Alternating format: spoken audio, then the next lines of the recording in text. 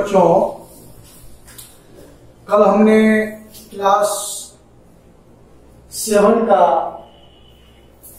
Subject science lesson 4 chemistry का acid base and salt के बारे में एक्सप्लेन किया था, डिस्कस किया था। बहुत सारी बातें हमने बताया था।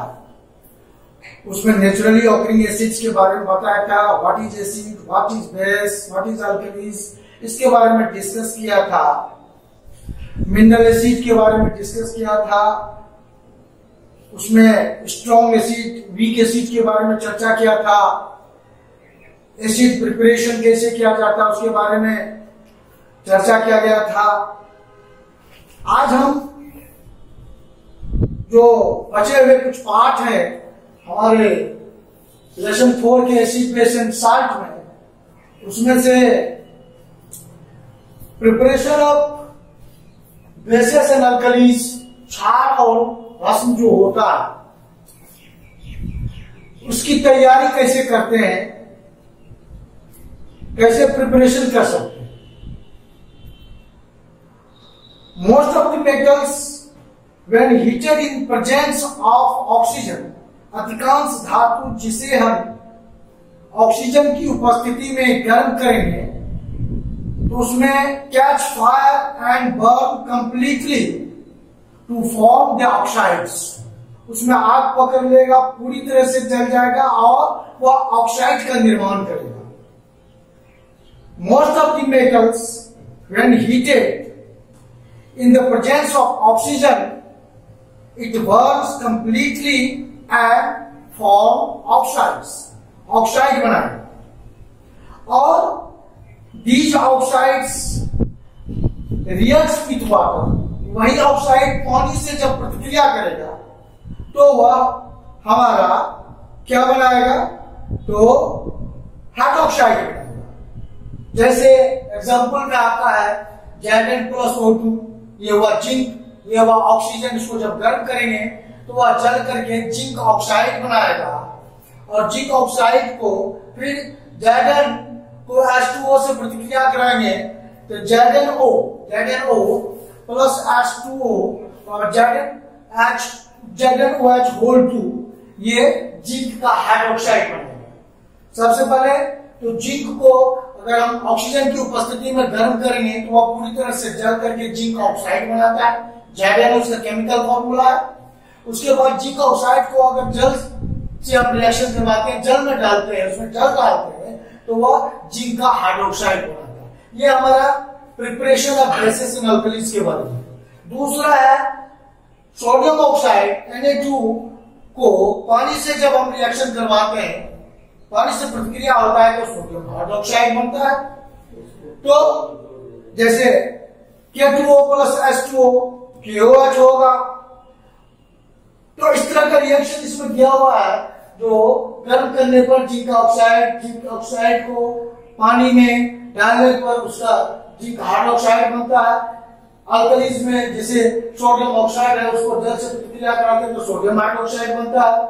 अब कहता है जो to prove that metals on burning form oxide which dissolve in water to form base.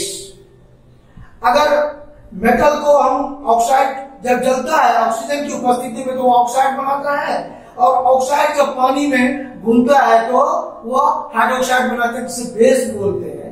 जैसे MgO Mg+O2 बैलेंस क्या हुआ, Mg+O2 equal to 2MgO, magnesium oxide का व्हाइट पाउडर बनाता है और फिर उसी मैग्नीशियम ऑक्साइड को जल में डालते हैं तो मैग्नीशियम हाइड्रोक्साइड MgOH2 बनता है। तो कहता है when magnesium ribbon is burned, it burns with bright light with oxygen of air to form white powder. This is magnesium oxide. It is when dissolved in hot water, it forms magnesium hydroxide, which is soapy in touch. इस magnesium hydroxide को अगर हम touch करते हैं तो जैसे साबुन को छूने पर फिसलन वाला हो जाता है, सॉपी टाइप का हो जाता है, तो उसी तरह का ये मैग्नीशियम हाइड्रोक्साइड होता है। अब इसके दो प्रॉपर्टीज है, फिजिकल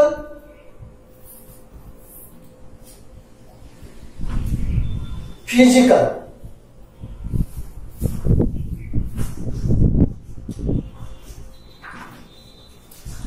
एंड केमिकल प्रॉपर्टीज। इसके फिजिकल और केमिकल प्रॉपर्टीज क्या है? फिजिकल प्रॉपर्टीज है हमारे अल्कलीज एंड बेसिस के, जो alkalis and bases have bitter in taste, स्वाद में कुछ तीखा होता है। Bases are soapy in touch, bases को अगर छूते हैं तो साबुन की तरह चिकना बुझाता है। Alkalis have corrosive action and produce painful blisters. अगर अल्कली में एक तरह का जलन युक्त पदार्थ बनता है जो अगर वो शरीर पर पड़ जाता है तो वह फोका बना देता है, फफोले आ जाता है, उसी को बोलते हैं पेनफुल ब्लिस्टर्स ऑन स्किन। जब हम उसके कांटेक्ट में आते हैं तब, जैसे KOH और NaOH। KOH हुआ, जैसे KOH होता है KOH पोटासियम हाइड्रोक्साइड KOH, और एक होता है NaOH सोडियम हाइड्रोक्साइड NaOH, ये हुआ सोडियम हाइड्रोक्साइड, जलन पैदा करता है हमारे शरीर पर। ये हुआ physical properties of basis and alkalis. अब एक केमिकल प्रॉपर्टीज क्या होता है? तो केमिकल प्रॉपर्टीज में होता है जो sodium and potassium hydroxide do not decompose on heating. Sodium और पोटासियम के हाइड्रोक्साइड को गर्म करने पर वह डिकम्पोज नहीं होता है, लेकिन अमोनियम हाइड्रोक्साइड को जब हम गर्म करते हैं तो वह अमोनिया गैस बनता है। जैसे अमोनियम हाइड्रोक्साइड NH4OH, ये अमोनियम हाइड्रोक्साइड का फॉर्मूला है। इसको जब गर्म करते हैं तो अमोनिया और पानी निकलता है। अमोनिया के बारे में सुने होंगे, इसका फॉर्मूला होता है NH3, ये अमोनिया होता है। तो ये डिकम्पोज होता है और अमोनिया निकालता है, देता है। उसके बाद एक, अब ये तो उसका कुछ बहुत सारे प्रॉपर्टीज हैं उसमें, जैसे मैग्नीशियम हाइड्रोक्साइड को गर्म करेंगे तो मैग्नीशियम ऑक्साइड और जल निकलेगा। जिंक हाइड्रोक्साइड को गर्म करेंगे तो जिंक ऑक्साइड और जल निकलेगा। एसिड के साथ उसका रिएक्शन होता है, जैसे सोडियम NaOH, सोडियम हाइड्रोक्साइड को NaOH, जैसे NaOH प्लस HCl करते हैं। सोडियम हाइड्रोक्साइड को हाइड्रोक्लोरिक अम्ल से अगर प्रतिक्रिया कराते हैं तो NaCl, ये क्या बनता है हमारा NaCl प्लस जल बनता है, वाटर बनता है। सोडियम हाइड्रोक्साइड को हाइड्रोक्लोरिक अम्ल से प्रतिक्रिया कराने के बाद सोडियम NaCl, सोडियम क्लोराइड और जल बनता है। विभिन्न तरह के रिएक्शन है हमारे पास, ये केमिकल रिएक्शन में आता है। अब उसका है जो यूजेज ऑफ बेसिस क्या होता है, बेस का क्या यूज होता है? In manufacturing of shops from vegetable oils, सब्जी के जो तेल होते हैं, सब्जी के वेजिटेबल ऑयल जो होते हैं, और वेजिटेबल ऑयल से सॉप का मैन्युफैक्चरिंग करने में उसका प्रयोग होता है। इन पेपर इंडस्ट्रीज में उसका प्रयोग होता है for making paper pulp from would, लकड़ी से पेपर का पल्प बनाने में हम इसका यूज करते हैं। एंड मेडिसिन बनाने में, in manufacturing of medicine, medicine के बनाने में इसका यूज होता है। ये हुआ हमारा बेसिस का। अब उसमें कैल्शियम हाइड्रोक्साइड का जो होता है, कैल्शियम हाइड्रोक्साइड व्हाइट वॉश में हमारा यूज होता है, न्यूट्रलाइजेशन ऑफ एसिडिटी में यूज होता है, मेकिंग ऑफ मोटार बनाने में हमारा यूज होता है, बिल्डिंग कंस्ट्रक्शन में इसका यूज होता है, removing hair from animal skin, जानवरों के शरीर पर से स्किन पर से बाल को हटाने में इसका यूज होता है। हाँ, ब्लीचिंग पाउडर के निर्माण में इसका यूज होता है। तो different type of uses in physical and chemical also in the basis and alkalis. हाँ, अब होता है क्या, एक है जो इंडिकेटर्स क्या होता है, जिसका हम लोग केमिकली यूज क्या करते हैं। Indicators are the substance which help us to find out whether a substance is acidic or basic. Indicator are the substance which help us to find out whether a substance, given substance, is acidic or basic. अम्लीय है या क्षारीय है, उससे indicator से हमको ये पता चलता है। उसमें हमारे बहुत सारे इंडिकेटर्स आते हैं। इंडिकेटर्स में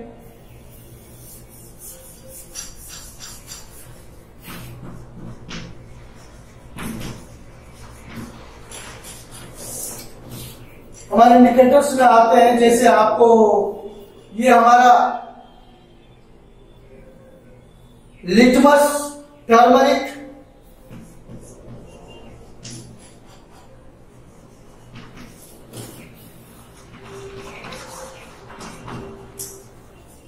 लिटमस, एक आता है चाइना रोज,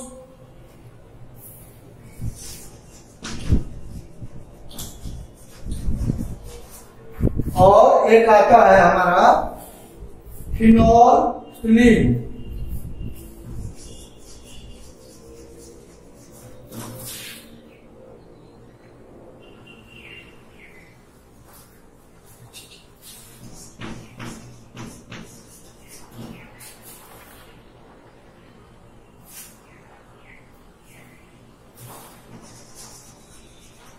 ये हमारा जो होता है इंडिकेटर का काम करता है।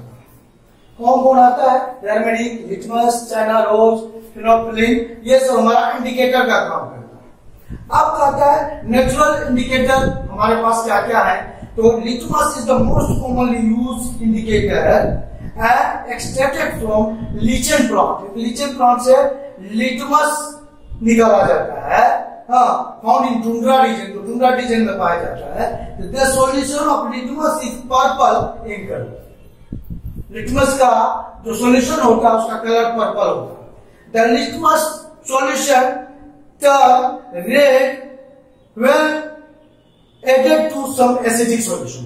अगर अम्लीय घोल में अगर हम लिटमस पेपर को रखते हैं तो वह turn red when added some acidic solution. The paper is soaked and dried with this solution and named as red litmus paper. अगर उसको रेड सॉल्यूशन में डालेंगे तो रेड लिटमस पेपर बन जाएगा, और उसको जब ब्लू में डालेंगे, ब्लू सॉल्यूशन में डालेंगे तो वह ब्लू लिटमस पेपर बन जाएगा. The red litmus paper strips, the litmus solution turn blue when added to basic solution and papers strip soft and dried is known as blue litmus paper.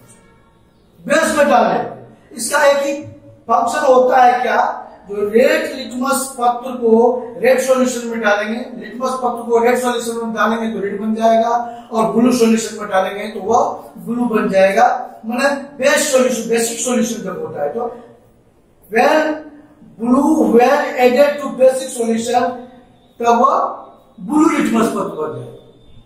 तो what is indicator shows acid turns blue to red. Acid जो है सो वह blue litmus पत्र को red में convert कर देता है, और बेस जो होता है सो वह रेड लिटमस पत्र को ब्लू में टर्न कर देता है, चेंज कर देता है. एसिड ब्लू को रेड में, दैट इज लिटमस पत्र जो होता है लाल लिटमस पत्र, ब्लू को रेड में, और बेस जो होता है रेड लिटमस पत्र को ब्लू में चेंज कर देता है. तो यहाँ पर हमारे कुछ टेबल में दिए हुए हैं, पेज नंबर 59 में, पेज नंबर 59 में कुछ टेबल दिए हुए हैं हमारे. उसमें दिया हुआ जो टेस्ट सॉल्यूशन क्या है, इफेक्ट ब्लू लिटमस पेपर का क्या पड़ता है और रेड लिटमस पेपर का क्या पड़ता है, और उससे कंक्लूजन क्या निकलता है. जैसे एरिएटेड वाटर ब्लू लिटमस पत्र को चेंज कर देता है रेड में, और रेड में कोई परिवर्तन नहीं होता है, वो ब्लू में नहीं चेंज होता है, लेकिन है क्या हुआ, कंक्लूजन क्या निकलता है, वह एसिडिटी. इस तरह से इसमें दिया हुआ है, उसको आपको कंप्लीट करना है. और आगे turmeric is another natural indicator होता है, हल्दी जिसको बोलते हैं, अनदर नेचुरल इंडिकेटर होता है. क्या कहता है? Turmeric is a perennial herbs and contains curcumin and an essential oil. It is used as a natural indicator only for basic solution. क्षारीय सॉल्यूशन में क्या होता है? With which it gives brownish reddish color, भूरे लाल रंग, while its color does not change with acidic solution. अम्लीय में कोई परिवर्तन नहीं होता है टर्मरिक का, लेकिन अगर हम उसको बेसिक सॉल्यूशन में डालते हैं, क्षारीय सॉल्यूशन में डालते हैं, तो वह कलर क्या हो जाता है? ब्राउनिश रेडिश कलर का हो जाता है. अब इस तरह से आपको कुछ और टेबल पेज नंबर 60 में भी कुछ दिया हुआ है। 60 में इसको आपको करना है, एक तरह से होमवर्क है, आपको प्रयास करके उसमें लिखना है, कोशिश करना है। अब हम लोग करेंगे न्यूट्रलाइजेशन। क्या होता है? न्यूट्रलाइजेशन होता है जो विफल कर देना, किसी चीज को न्यूट्रल कर देना, निष्प्रभाव बना देना। न्यूट्रलाइजेशन का मतलब होता है किसी चीज को क्या कर देना, निष्प्रभाव बना देना। जैसे सोडियम क्लोराइड, हाइड्रोक्लोरिक एसिड को अगर हम सोडियम हाइड्रोक्साइड के साथ प्रतिक्रिया कराते हैं तो वह सोडियम क्लोराइड और H2O जल बनाता है। कहता है N acid react with A base, N acid this is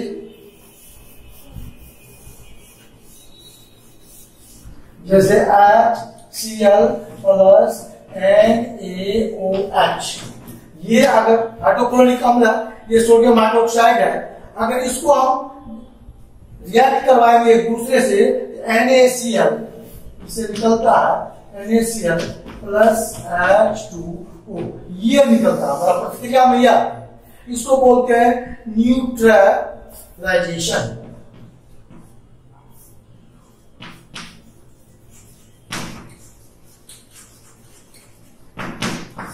उदासीनीकरण जिसको बोलते हैं, हाँ, विफल करना, निष्प्रभावी कर देना।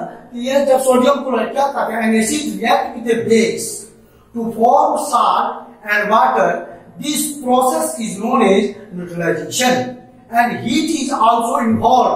उसमें हीट भी दिया जाता है ड्यूरिंग दिस प्रोसेस। इस प्रोसेस में heat is involve and this heat is turned as heat of neutralisation कहा जाता है।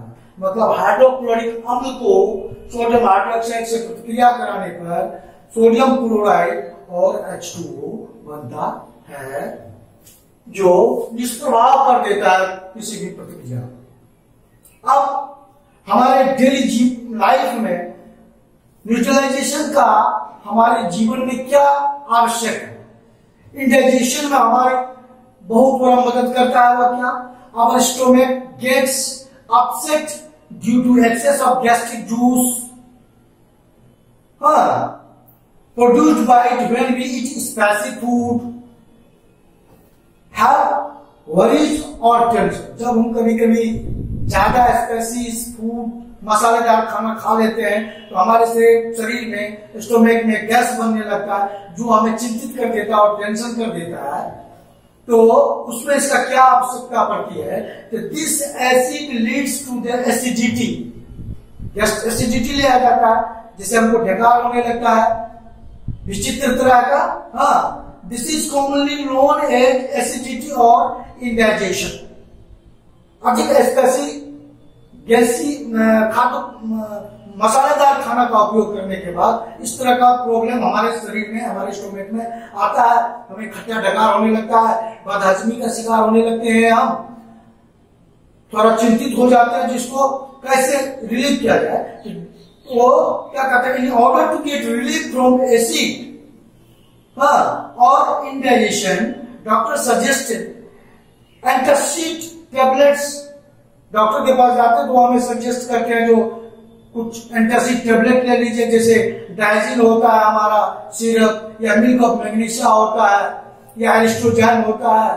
ये सब कुछ जो कि पाचन क्रिया में हमारी मदद करता है, ऊपर से डॉक्टर के द्वारा सजेस्ट करके हम लेते हैं। इट कंबाइंड और रिएक्ट विद एसिड। तो हमारे शरीर के भीतर जब हम टेबलेट लेते हैं, पेट में जाने के बाद, स्टोमक में जाने के बाद, वह एसिड से रिएक्ट करता है और उसको हार्मलेस साल्ट में कन्वर्ट कर देता है।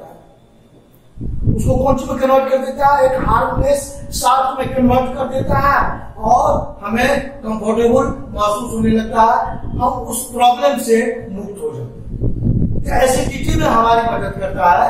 ये जो होता है हमारे एवरीडे लाइफ में जो न्यूट्रलाइजेशन का फंक्शन होता है। दूसरा काम होता है स्टिंग ऑफ एंड्स, बीज एंड वास्प। मधुमक्खी के काटने से, चींटी के काटने से, उससे क्या होता है?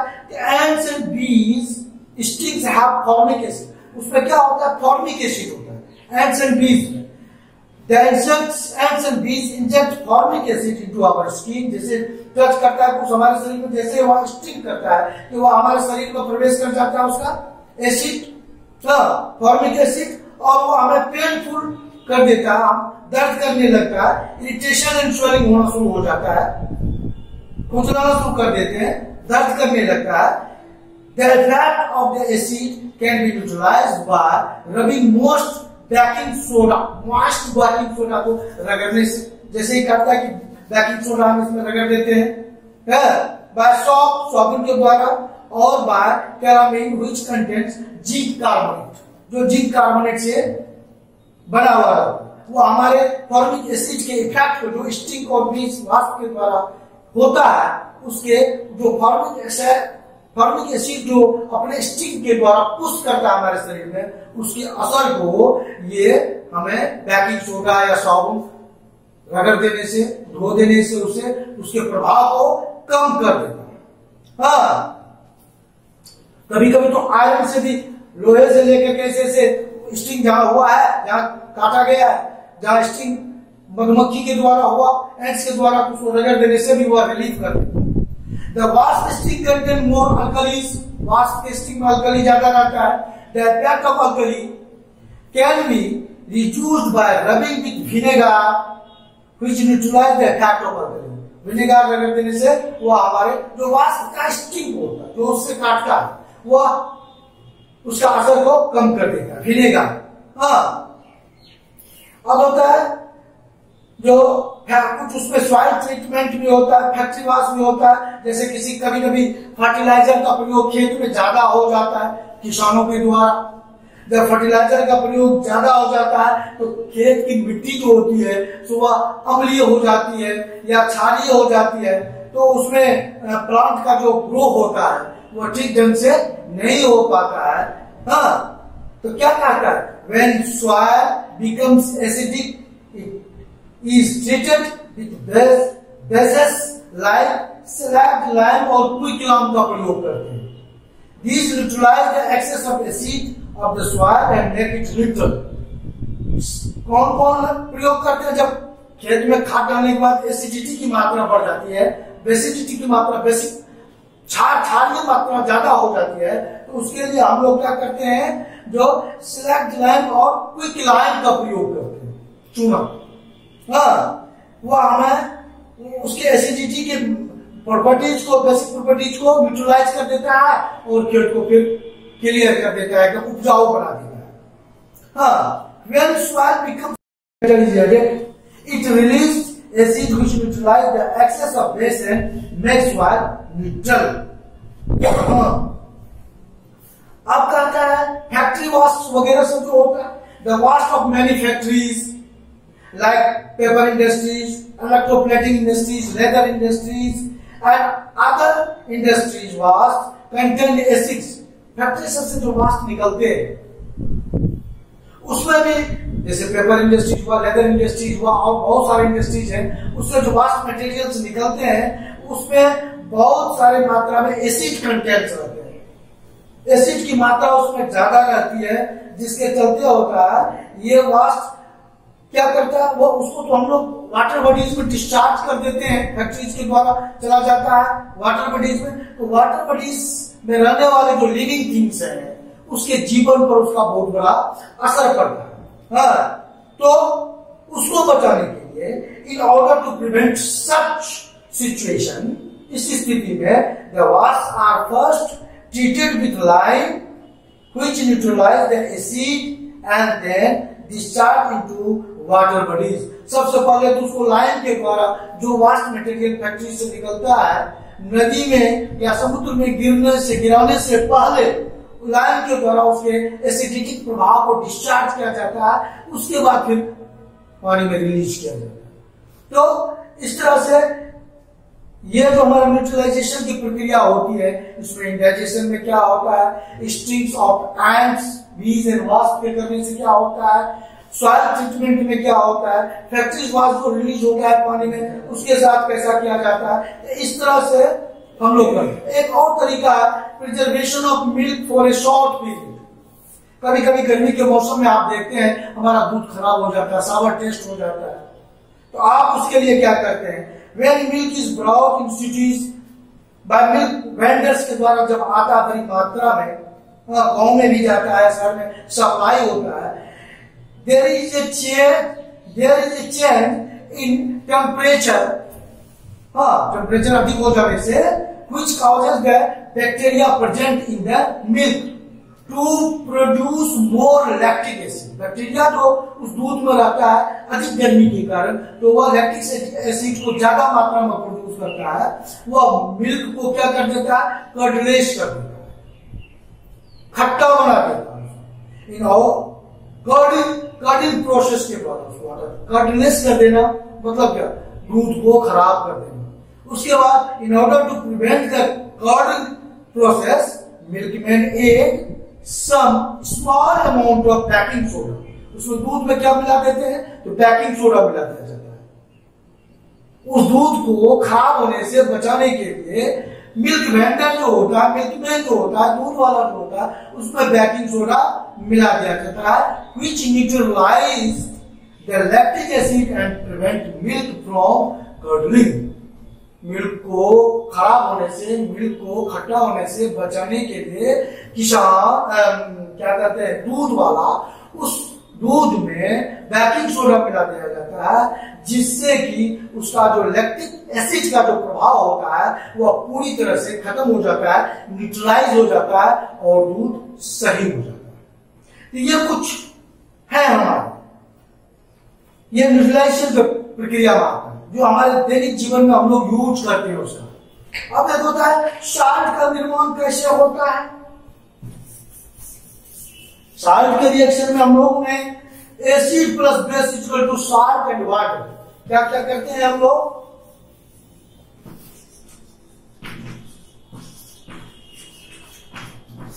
Acid plus base equal to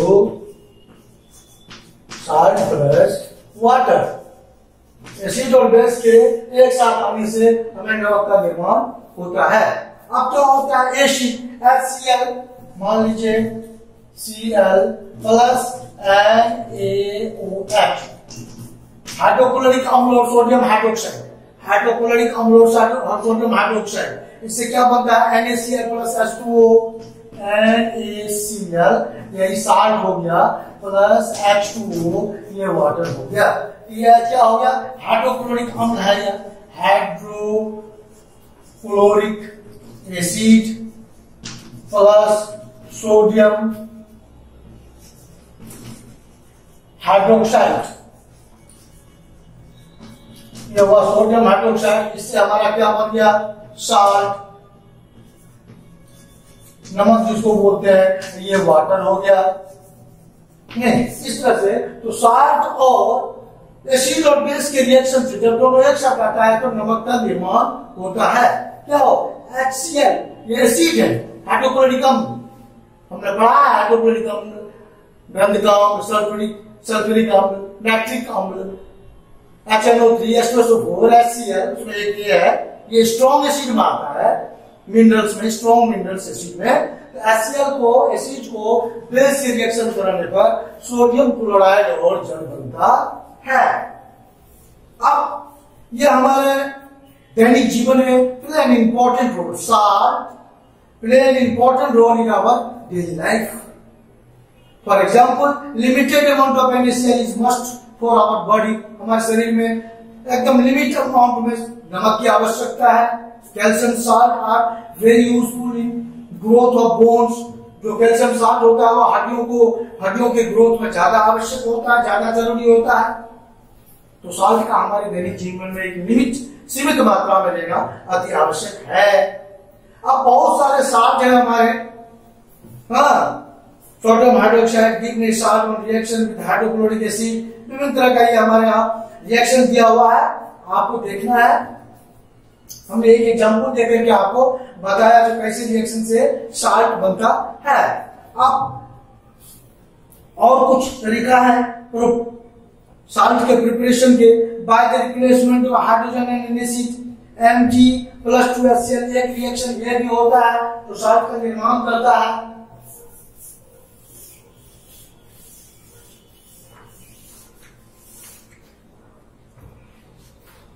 Mg+2HCl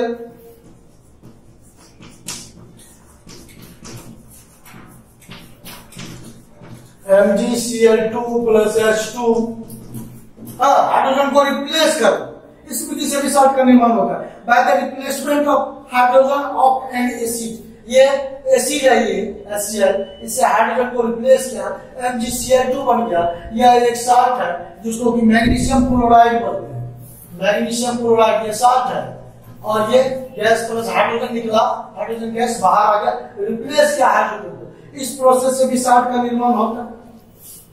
तो विभिन्न तरीका है by the reaction of non metal oxides, by reaction of metallic oxides, by reaction of non metal oxides, metallic oxides, विभिन्न तरह के दिए हुए साल्ट के निर्माण में। आप कहते हैं प्रॉपर्टीज ऑफ साल्ट क्या है, तो प्रॉपर्टीज ऑफ साल्ट में क्या होता है, most of the salts are solid with high melting and boiling point due to greater forces of attraction between molecules. उसके melting point and boiling point क्या होता है, ज्यादा होता है। Salt are usually soluble in water, पानी में घुलनशील होता है। Carbonates, oxides and sulphates are less soluble insoluble in water, वो पानी में घुलनशील होता है। अब सब स्पेशल टाइप ऑफ साल्ट्स क्या क्या दिया हुआ, हाइड्रेटेड साल्ट्स और एनहाइड्रेटेड एंड एनहाइड्रस साल्ट और वाटर ऑफ क्रिस्टलाइजेशन, ये सब डेलिक्वेसेंट साल्ट, ये सब साल्ट के प्रकार हैं। इफोर्सेंट साल्ट, ये सब साल्ट के विभिन्न तरह के प्रकार हैं, आपको देखना है। स्पेशल टाइप्स ऑफ साल्ट क्या होते हैं। अब एक है uses of salt in our daily life. हमारे डेली लाइफ में हमारे साल्ट का क्या यूज है, क्या व्यवहार है। जैसे बेकिंग सोडा, इसमें बहुत तरह के साल्ट के बारे में आपके पास है। Baking soda, washing soda, common salt, smelling salt, green vitriol, white vitriol, blue vitriol, Epson salt, plaster of Paris, gypsum, ये सब हमारे साल्ट के प्रकार दिए हुए हैं। जैसे आपको साल्ट का हम नाम भी लिख देते हैं, जो कुछ कुछ उसके केमिकल फार्मूला है उसका।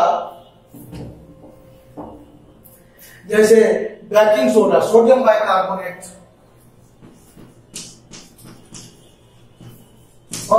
सोडियम बाइकार्बोनेट, सोडियम कार्बोनेट, ये कार्बोनेट है, ये सोडियम है, बाय लग जाने से सोडियम कार्बोनेट हो जाता है। Common salt NaCl, NH4 smelling salt, NH4 इसको स्मेलिंग साल्ट बोलते हैं।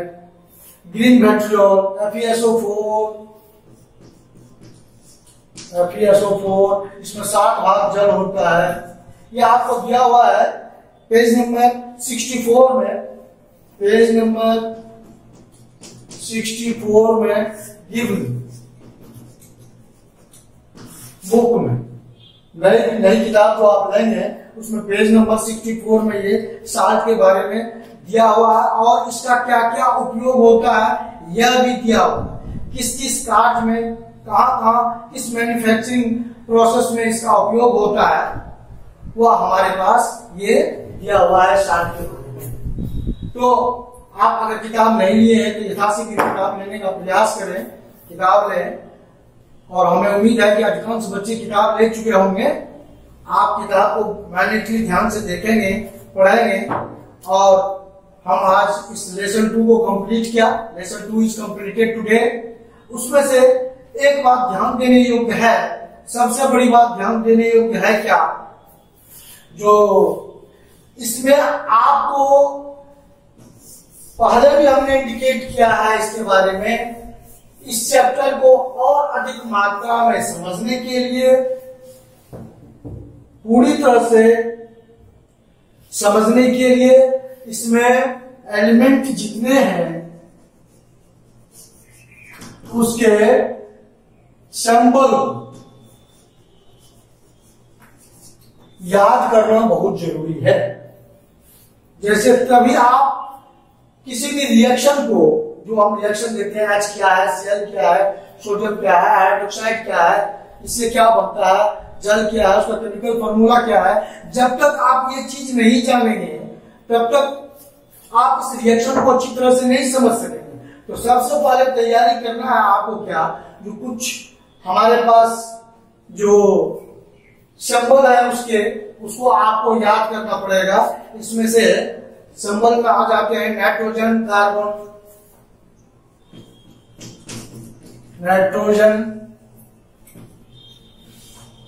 Carbon, hydrogen, chlorine, iron, phosphorus. तो ये सब जो एलिमेंट्स है इसके सिंबल को दिमाग में रखना, याद करना अति आवश्यक है। सबसे पहले तो आप सर्च आउट करेंगे, इस चैप्टर में भी बहुत से आपको कंपाउंड्स मिल जाएंगे, जैसे जितने भी हैं NaOH आपको हमने जो बताया इसमें, sodium bicarbonate, sodium carbonate, calcium sulphate, calcium oxide, zinc oxide, बहुत सारे कंपाउंड हैं। इसको जानने के लिए सिंबल जानना अति आवश्यक है। जैसे नाइट्रोजन का N होता है, कार्बन का C होता है, हाइड्रोजन का H होता है, क्लोरीन का Cl होता है, आयरन का Fe होता है, ऑक्सीजन है, ऑक्सीजन का O होता है, फास्फोरस का P होता है, पोटासियम का K होता है। तो इस तरह से बहुत सारे एलिमेंट्स हमारे पास, उसका सिंबल कंप्लीट करना यथा आवश्यक है, अति आवश्यक है। उसको यथाशीघ्र आप अपनी कॉपी में लीजिए, कलेक्ट करके और याद कीजिए, और तब आप समझिएगा इसका कंपाउंड क्या बनता है, तब आपको इसके बारे में जानकारी मिलेगी। बहुत सारे एलिमेंट्स हैं, ये बहुत इंपॉर्टेंट है, एलिमेंट्स का सिंबल करना ये बहुत इंपॉर्टेंट है। इसको एक जगह जब तक आप नहीं लीजिएगा तो ये सारे रिएक्शन जो इस चैप्टर में जो हमने चर्चा की है, उस पर डिस्कस किया है, उसके बारे में आपको समझने के लिए बहुत जरूरी है इसको समझना, इसको याद करना। तब उससे जो कंपाउंड बनता है उसको, जैसे हाइड्रोजन और ऑक्सीजन मिलकर के जल बनता है, तो हाइड्रोजन का फॉर्मूला क्या है, ऑक्सीजन का क्या फॉर्मूला है, तब आप मिलाएंगे। इस तरह से उसको याद करना बहुत जरूरी है। लेसन 2 आज हम कंप्लीट कर चुके हैं, इसके कुछ ऑब्जेक्टिव मटेरियल्स, और कल हमने test yourself 1 and test yourself 2 दोनों का आंसर भेजा था। फिलिंग द ब्लैंक्स उसमें है, कुछ आंसर को इंडिकेट किया हुआ था, जो कि किस पेज नंबर में आपको मिलेगा, जो बहुत शॉर्ट आंसर है, एक लाइन में, कोई एक वर्ड में, किसी का फॉर्मूला इस तरह से दिया हुआ है, उसको आप यथाशीघ्र कंप्लीट करेंगे। आज भी मैं कुछ टेस्ट योरसेल्फ 3 और 4 को सेंड करूंगा आपके व्हाट्सएप पर, आप उसे बारीकी से ध्यान से देखेंगे और अच्छी तरह से फिर रिवीजन करेंगे अपने घरों में और समझेंगे। लेकिन एक बात मैं पुनः दोहराना चाहता हूं, जो इसके लिए आपको ये सिंबल को याद करना अति आवश्यक है, अन्यथा इस चैप्टर को समझने में आपको बहुत मुश्किल होगा। इसलिए ये तैयार आप कीजिए, तब आगे बढ़ेंगे। लेसन 4 का जो है, lesson 4 acid base and salt, chemistry का एक चैप्टर हमने लिया। इससे पहले एक चैप्टर हमने बायोलॉजी का लिया था, उसको हम बताए पूरा, उसका ऑब्जेक्टिव सेंड कर दिए। कुछ आंसर्स क्वेश्चन का, शॉर्ट आंसर टाइप क्वेश्चन को हमने कंप्लीट किया है। और उसके बाद आज एसिड बेस एंड सॉल्ट में लेसन 4 का केमिस्ट्री चैप्टर से हम कंप्लीट किए। अब दूसरे दिन फिर फिजिक्स से लेंगे एक चैप्टर, तब 3 चैप्टर कम से कम आपको कंप्लीट हो जाएगा। इस 3 चैप्टर को पूरी तरह से कॉपी में इसका जो क्वेश्चन आंसर है उसको कंप्लीट करेंगे। सी यू नेक्स्ट, थैंक यू।